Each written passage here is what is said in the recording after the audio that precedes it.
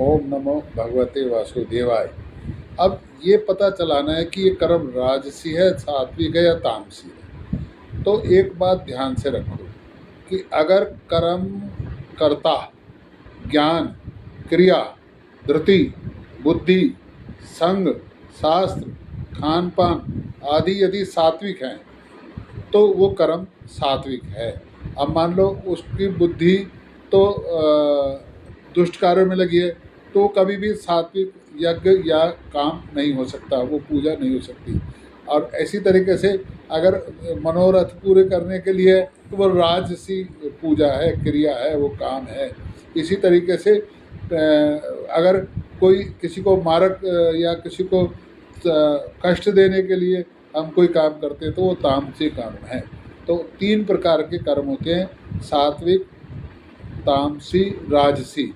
जो किसी कुछ लाभ प्राप्त करने के लिए किए जाते हैं वो राजसी होते हैं। जो किसी को कष्ट देने के लिए किए जाते हैं या जिनका फल दूसरे को कष्ट मिले ऐसा होता है वो तामसी होते हैं। और जो निस्वार्थ भाव से, जिसका कोई अपना वो नहीं है, मेरा कोई स्वार्थ ही नहीं है इस कार्य करने में, तो वो सात्विक होते हैं।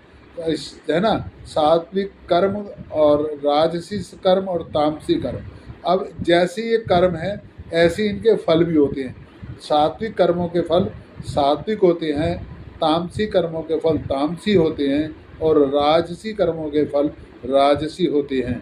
इसलिए आपको कैसा फल चाहिए, जैसा फल चाहिए उसी के अनुरूप कर्म करना प्रारंभ कर दें। बाकी की बातें बाद में हैं। पहले तो कर्म के अनुसार फल, ये भूलोक है, यहाँ पर कर्म के अनुसार फल मिलना है। बाकी पूजा पाठ बाद में होती रहेगी, लेकिन आप कर्म कैसा कर रहे हैं। तो मैंने कर्म की व्याख्या करी है 3 भागों में, मैंने नहीं करी, गीता में लिखा है कि आप कैसा कर्म कर रहे हैं। सात्विक कर्म कर रहे हैं, तामसी कर्म कर रहे हैं और राजसी कर्म कर रहे हैं। जिस प्रकार का भी आप कर्म करेंगे तो आप समझिए वैसा ही फल मिलेगा। फिर आपको कोई दूसरे प्रकार का फल नहीं मिल सकता। आप चाहें कि सात्विक कर्म करें और तामसी फल मिले, ऐसा नहीं हो सकता।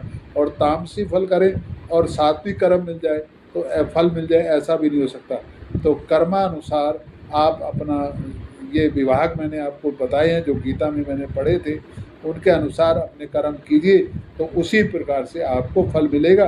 तो फिर इसमें कोई किसी प्रकार की व्यवस्था नहीं है, भगवान की बनाई हुई व्यवस्था है। तो भगवान की बनाई व्यवस्था में हम चलेंगे तो भगवान स्वतः ही आप पर अपना आशीर्वाद बनाए रखेंगे। ओम नमो भगवते वासुदेवाय। ओम नमो भगवते वासुदेवाय।